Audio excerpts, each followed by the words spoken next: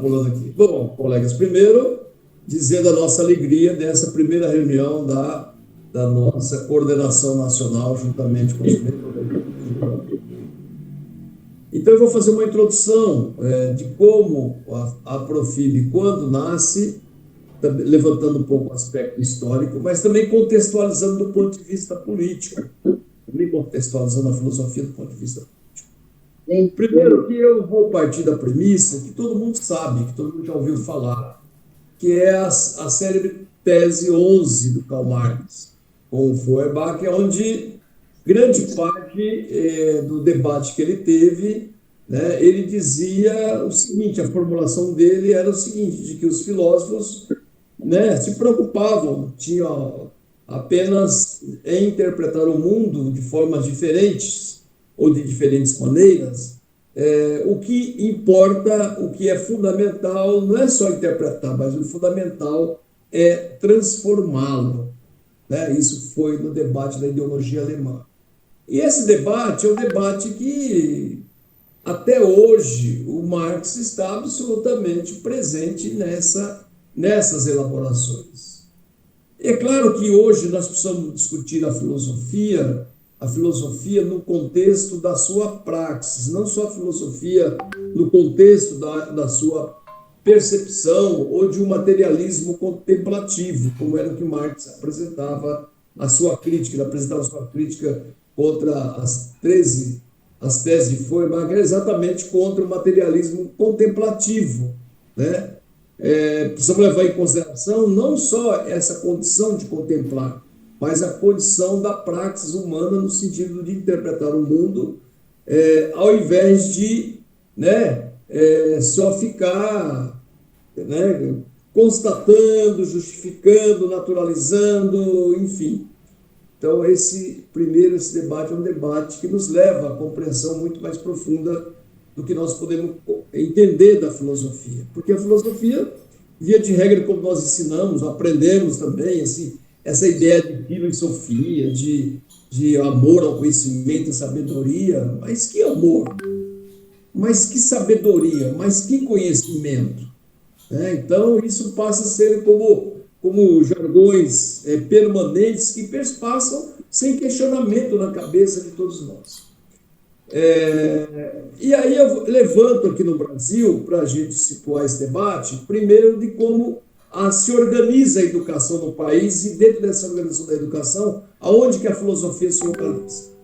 Nós vamos ter, então, em 1932, nós temos o Manifesto Pioneiro da Escola Nova, que vai dar um projeto, uma espécie de projeto para a educação brasileira. Então, foi importante esse manifesto? Foi importante.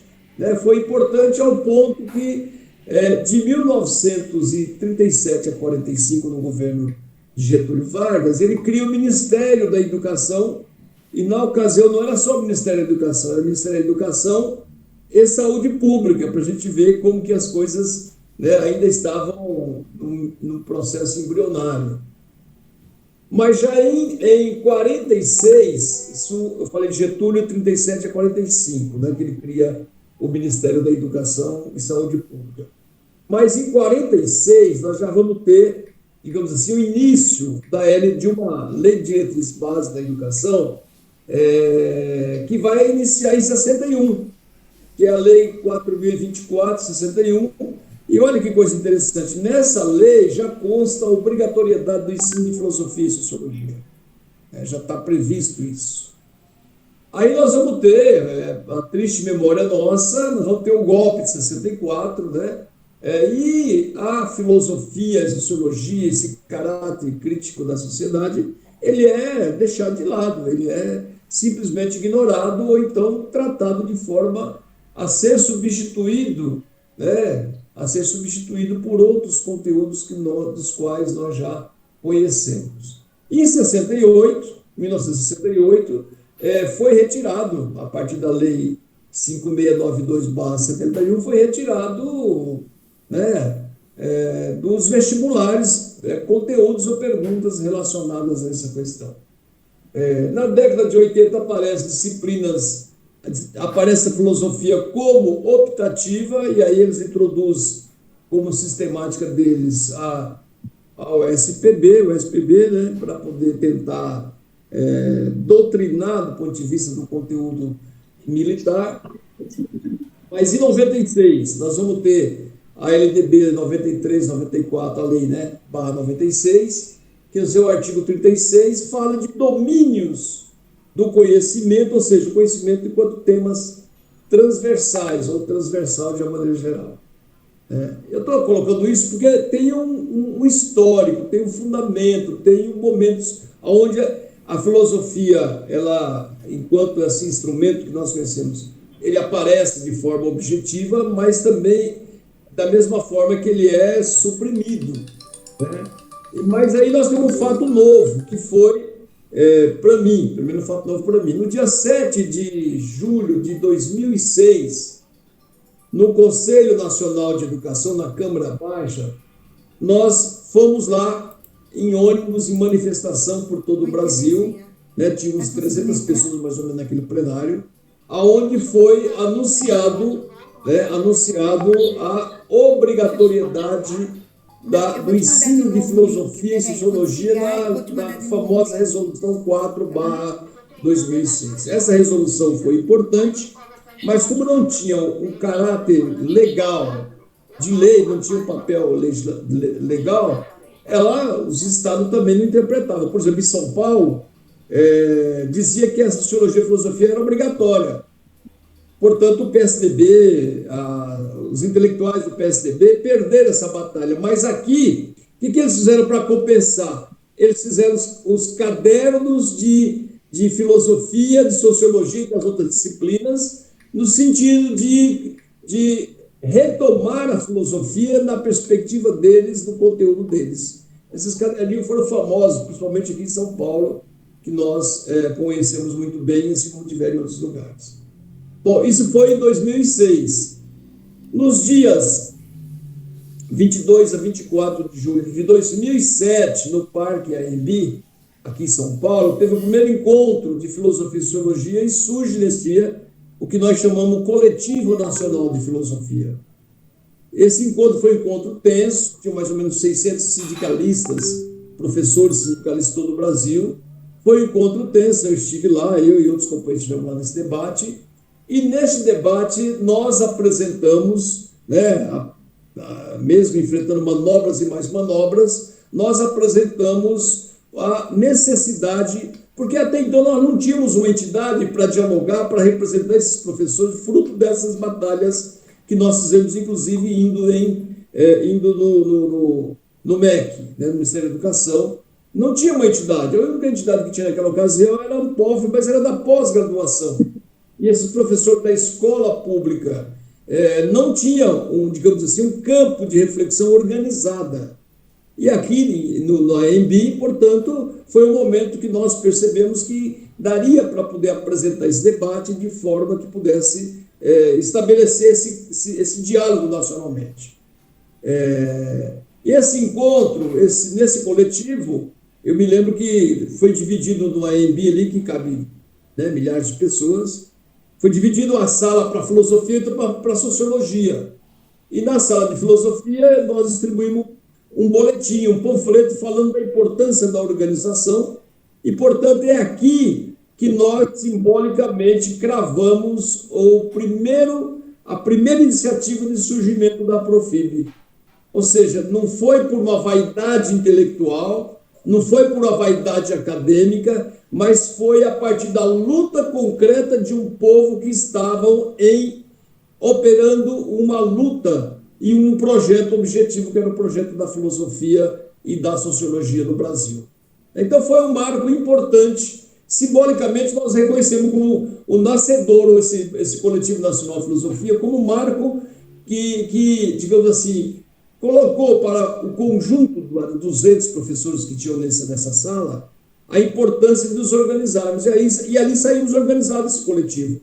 Nós saímos organizados com 2 representantes por estados e eu me lembro que eu e outro companheiro ficamos responsáveis aqui em São Paulo para poder articular o envio de material, resolução do encontro, documentos. Só para um parênteses aqui, até hoje, esse encontro, uma das grandes entidades que organizou foi a POSP. Até hoje, a POSP não publicou uma linha desse encontro, nem tivemos acesso a nenhuma foto. Eu sou diretor estadual da POSP, para vocês verem como que também setores progressistas também causam esse processo epistêmico na nossa formação, no nosso conhecimento. Bom, mas em 2008, nós temos então aprovado a Lei 11.648, tornando obrigatória a filosofia e a sociologia. Nesse período, nós tivemos todos os projetos do Padre Roque, que vocês sabem muito bem, enfim, mas não vou, não vou demorar em relação a isso. Em 2009, nós, no dia 26/9, tomamos posse, como fruto dessa experiência, a primeira entidade de São Paulo, que é a Profesp, do qual eu fui presidente, e também já tinha o embrião da Profib participando e ajudando a organizar a Profesp. Bom, concluindo, a ideia nossa é que, a partir desses debates nossos aqui, possamos implementar para valer a Lei 10.639, assim como a Lei 11.645 de 2008, que são leis que propiciam o debate de uma coisa muito importante e que nos recorte. O recorte de que essas leis, que são exatamente da obrigatoriedade para incluir a filosofia africana e indígena, é um momento importante, porque hoje, no movimento negro, nós estamos retomando o debate do berço da civilização humana, que foi a África, em detrimento daquilo que significou e significa ainda essa concepção eurocêntrica da formação dos professores de filosofia. Então, nós da Profib, através do núcleo pan-africanista, estamos rompendo com essa linha de compreensão de que o mundo é explicitado a partir do século V ao século VII na Grécia Antiga, e para nós esse povo nada mais foi do que o pessoal, os intelectuais, os governantes, os colonizadores que invadem, por exemplo, o Egito, que roubam as bibliotecas, que saqueiam os templos e produzem e reproduzem depois como se fosse material, digamos assim, elaborado pelos próprios pensadores da Grécia Antiga. Então, esse é o debate que nós estamos colocando como um ponto, um recorte necessário.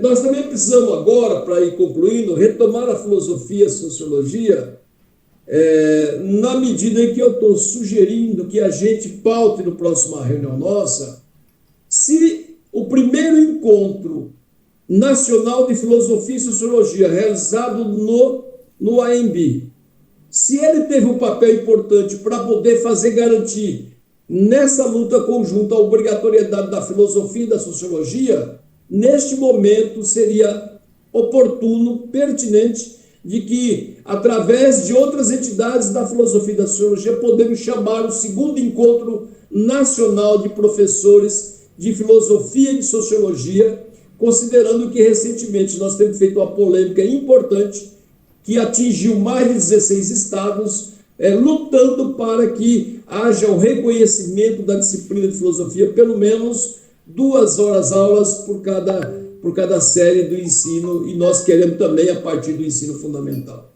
Na conclusão, nós achamos também que é fundamental, neste contexto, retomar o debate como a liberdade de cátedra, que foi praticamente destruída, que não se tem mais liberdade de cátedra, eles passam por cima de todos os direitos nossos. Eu estou falando a partir do mundo que eu piso e do óculos que eu enxergo, que é São Paulo. Mas nós também temos informações gerais. E também acho que é um debate que nós vamos ter que colocar aqui entre nós, que é o que fazer com essa coxa de retalho com a educação brasileira, que em cada estado implementa a seu bel prazer, em cada município implementa de acordo com os interesses politiqueiros. Como fazer para romper com isso? Nós queremos também pautar o debate sobre a federalização da educação em nosso país. Sobre a federalização, que tem experiências importantes nisso. Nós levantamos aspecto a partir do Marx, a partir do Darcy Ribeiro, a partir de ministros, o primeiro ministro da Educação de Lula, que foi importante que ele levantou esse debate. Enfim, nessa disputa, nós queremos dizer para os companheiros, para concluir, Nelson, eu sei que a Neuza não diz quanto tempo eu estou aqui, mas eu acho que eu devo estar nos 7, 8 minutos. Para debater aqui o seguinte, nós estamos num momento em que muitos companheiros falam assim, olha, estão tirando a filosofia, estão acabando com a filosofia, com o caráter da criticidade. Não, eles não estão acabando com a filosofia. Eles estão acabando com a nossa perspectiva filosófica. Mas eles agem tendo por pressuposto a filosofia da classe dominante, a filosofia, por exemplo, de Olavo de Carvalho, Steve Bannon e outros intelectuais mundialmente conhecidos, e que, portanto, não é que existe um vácuo de não ter filosofia, é que tem filosofia de um partido único, de os governantes que determinam as suas filosofias. Na hora que eu estabeleço a vida das pessoas, né, o itinerário onde eu discuto a questão da vida, né, das pessoas ou da juventude, olha, aquilo dali não tem, aquilo dali não é neutro. Aquilo dali tem pensamento que subjaz aqueles interesses. Na hora que eu abordasse, por exemplo, São Paulo, abordasse os alunos, transformando o centro acadêmico num centro cívico, ali não tem ausência de filosofia, tem uma filosofia dirigida para aqueles alunos. Então nós precisamos saber o seguinte, quem precisa reagir? Não são os filósofos da direita, que eles estão agindo muito bem, obrigado. Quem precisa agir e reagir e enfrentar somos nós que temos uma leitura do mundo aonde esses governantes que estão. Por isso que eu digo que são filosofias de partido único, porque eles não respeitam sequer a pluralidade existente das concepções pedagógicas que são, digamos assim, que estão consignadas no imaginário e na intelectualidade brasileira, as várias concepções que existem pedagógicas sobre a educação. A de Paulo Freire, a de Demerval Saviani, a outras pedagogias tradicionais. Nem isso é permitido, por exemplo, no governo do Estado de São Paulo. O que se permite no governo de São Paulo é a pedagogia da secretaria. É a linha da secretaria. E quem tiver contrário, eles vão excluindo e vão criando uma forma de desarticular todos nós. Portanto, companheiros, eu queria dizer que, como eu comecei fazendo o debate de que a praxis é o critério da verdade, esse é um debate também que aparece nas leituras de Karl Marx, tá certo? Porque tem gente que está lendo demais e praticando nada ou quase nada. Tem gente que fala demais, né, como intelectual da burguesia, mesmo dizendo que é de esquerda, mas não articula, não participa de uma entidade, não participa do sindicato, não faz uma greve. Portanto, essas pessoas não chegaram nesse conceito de que a praxis é o critério da verdade.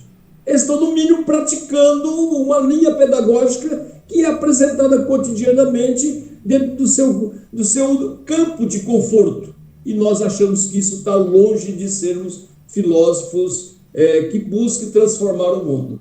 E discurso e mais discurso também são de caráter de contemplar o mundo como está. Por exemplo, discurso de desânimo que parece um discurso de direita, né? Que o mundo mudou, de que hoje tem outras concepções, tem outras ferramentas e que, portanto, não dá para a gente reagir. Olha, se o mundo mudou, para concluir, vamos mudar o mundo mudado. Um abraço para todos os companheiros, sejam todos bem-vindos e vamos refletir bastante aqui o nosso papel de filosofia, e nós temos um potencial muito grande.